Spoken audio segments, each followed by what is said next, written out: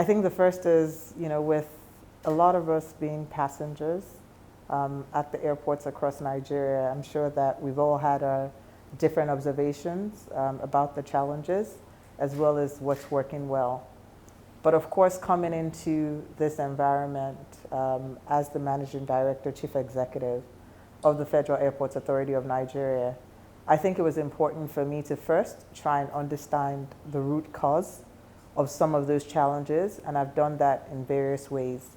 So first, by engaging with my colleagues at FAAN to understand the challenges that they faced, to also understand, some of the activities and initiatives that they had put in place over the last few years and why some of those have stalled. In addition, I have also started to engage a lot of our stakeholders. We met with the AON, which is the Airline Operators of Nigeria, a couple of weeks ago. We've also started to meet with other industry stakeholders to also understand the challenges that they face. So in aviation, we have a different set of stakeholders. So of course we have our passengers, who of course we have to provide a safe and secure aviation environment or infrastructure for them. Most of our passengers are more focused on the terminal side as well as the land side of our operations. Whereas when you speak to the airline operators and also other stakeholders, they're more focused on some of the challenges, or for us to correct some of the challenges that they see on the air side. I have listened and I am still listening because there's quite a bit of work that we have to do. I think the priority is really around the infrastructure decay that we see with a lot of our assets within the airport space. So you look at our 5 international airports, you look at the domestic airports, the concerns around the status of our runway, looking at the terminal buildings, and really just trying to understand how we facilitate the movement of passengers through the environment.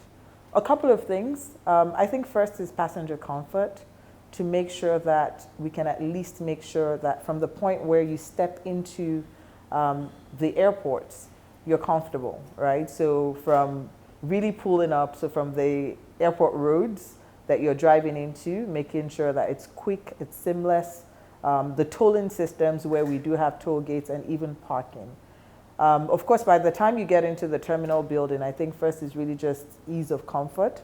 How do you get through? How do you make sure that your check-in process, if you're traveling or if you're there for a pickup, is quick, is swift, it's seamless, and it's streamlined. So passenger comfort is critical for us. There are some things that we can do in the immediate, and there are others which will take us quite a bit of time because they're long-term in nature. They require major infrastructure upgrades. We're categorizing and we're prioritizing because we realize that we can't do everything immediately. But we're also looking at all of the airports across country to understand the level of decay across those different airports and to understand where we need to place our priorities. I had mentioned looking at the land side earlier. So we've had, I would say, quite a bit of concerns rather than complaints from the stakeholders. So things around what we're doing with the airfield lighting, what we're doing with the runway. Of course, we're liaising very closely with our sister agencies, the likes of NAMA, which provide air traffic control, and of course with our regulator, the Nigerian Civil Aviation Authority. I do know that you will be asking questions about One It Right, which is our international runway. I'm sure I will get to that at some point in time, but it's major, it's critical, and I mentioned the other day to some of the correspondents that we're working on it very quickly. We've asked the contractors to come back on site. I know they had challenges. That particular runway was closed for, I would say it's been closed since March of last year, so 2023, and it should have been closed for a 6-week period. Unfortunately, there were some challenges with some of the work on the ground. We've escalated those and we've gotten the support of the Federal Ministry of Aviation, of course through the Honorable Minister. Contractors are back on site. I'm sure everyone can see some of the work that is ongoing. Of course, in a couple of weeks, they should be back on. And we will make sure that runway is opened up in an interim phase so that we can then finish up the rest of the work. And most of our international operations can go back into that runway. Yeah, brilliant. I would like to, first of all, let us look at some issues that we've been dragging for a while. Of course, last year, that was around September, October. Finally, there was a relocation from the old terminal to the new terminal, and that's the international airport. And what is, I'm sure you've gone around, what's your on-the-spot assessment of how the new terminal is running? And of course, there was a discussion around, removing some barricades so that the passengers be able to access the international airport. There are some of the buildings that even have there's a particular dominion, I think the dominion hangar. There's a particular fence that was said to be, they are going to pull down and all of that. How far have we gone with that, and what is your immediate assessment of how things should be run at the international airport? Okay, so I would say a couple of things. I mean, we've put up 4 new international terminals, and there are 2 that are also underway. And, with the initial assessment of, I reckon you're speaking specifically to MMIA. With the new terminal at MMIA, yes, there was a move last year to make sure that all of our international airlines were operating from that terminal.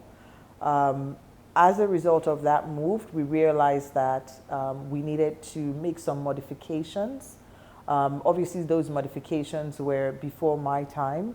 However, we've engaged with the airlines again. We do understand that some of the airlines want to go back into the old terminals, obviously because of some of the facilities. We've also engaged, I think through the Honorable Minister as well as the Ministry of Aviation, we've engaged with the contractors at the new terminal about some of the modifications that need to come into the new terminal. We are working on that. In the interim, we're going to make sure that we're optimizing the use of both terminals. So the plan is, not to leave one idle, because we realize that there's certain operations that we can run from the new terminal. You would also notice that while the old terminal was inactive, we made some minor rehabilitation works to make sure that it's a bit more efficient. As I mentioned, a lot of the work in that terminal will be ongoing, again, because of the length of time where we've had some huge gaps with the infrastructure updates. In terms of, I think you referred to some of the obstruction that we had with the new terminal. Yeah, so with the likes of Dominion and EAN, those are the 2 hangar jet facilities who have potentially obstructed some of the operations at the terminal. We're working through them within our engineering department as well as the ministry. We have engaged both parties, and I'm sure that we'll be coming up with a resolution very quickly for us to potentially optimize the operations. Thank you very much. Let's quickly talk about the security. Of recent, we got some disturbing stories of some passengers who unfortunately get some illicit drugs in the notes and all of that. I'm sure you must have seen some of these things probably on social media. Of course, as the chief executive, how does it sound to you, and how do you think this situation will be prevented, and further also a message to passengers, because sometimes security and safety is the duty of everyone. What would you say about this? Yes, I have seen, I think I've seen a number of videos as well as commentary that have been circulating in the social media space, and we as the Federal Airports Authority of Nigeria have addressed those. I think first is to say that the individual who was in the video that is circulating is not a FAAN official, but despite that, it is still our airport, and it is our responsibility to make sure that we provide a safe and secure environment for our passengers. I do believe that the individual was handed over to the NDLEA almost immediately to conduct their investigations. I believe that the investigations are concluded and a statement has been put out by the NDLEA. But what is more important, and this is the message I'd like to get out, is that our airports are safe and secure. We do have our aviation security on ground, whose primary responsibility is to make sure that we're providing a safe and secure environment. I want to encourage all passengers to make sure that they potentially oblige and understand what is prohibited within our space.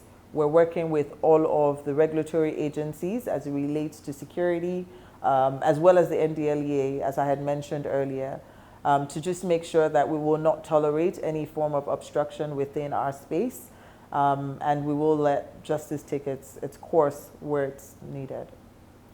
All right.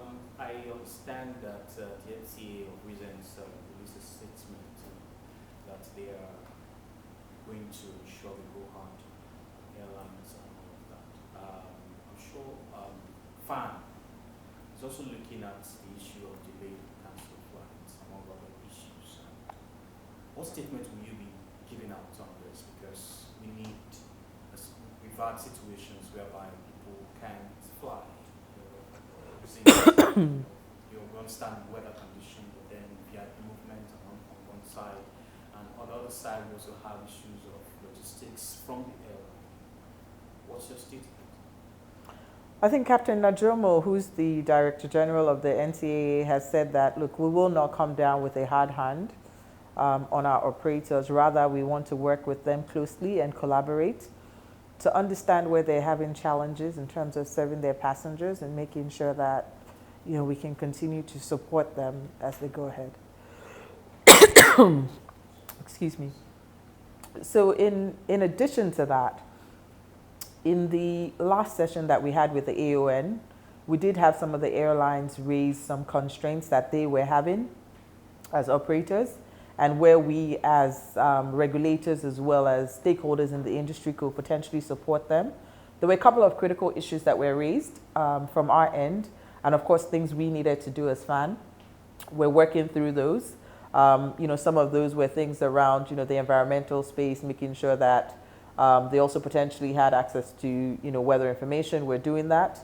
We're doing what we need to do on our end. From a consumer protection perspective, though, the NCAA, I understand, is putting things in place just to make sure that there's better collaboration, there's better communication, so that our passengers are also well informed of some of these delays and they can plan accordingly. Finally,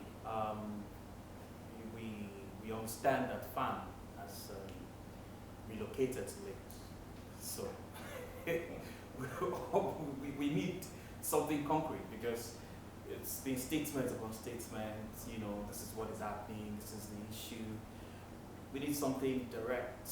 Has FAAN relocated to Lagos? What is the plan for infrastructure? What is the reason for the relocation?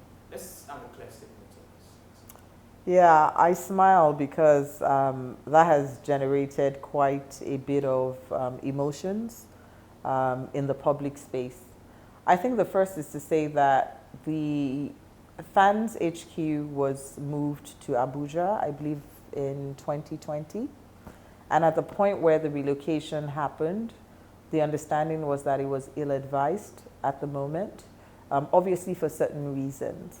The infrastructure required to support my colleagues and my team who work in those spaces were not available. You would also know that the core of our operations, 60% of our operations actually sit out of MMIA.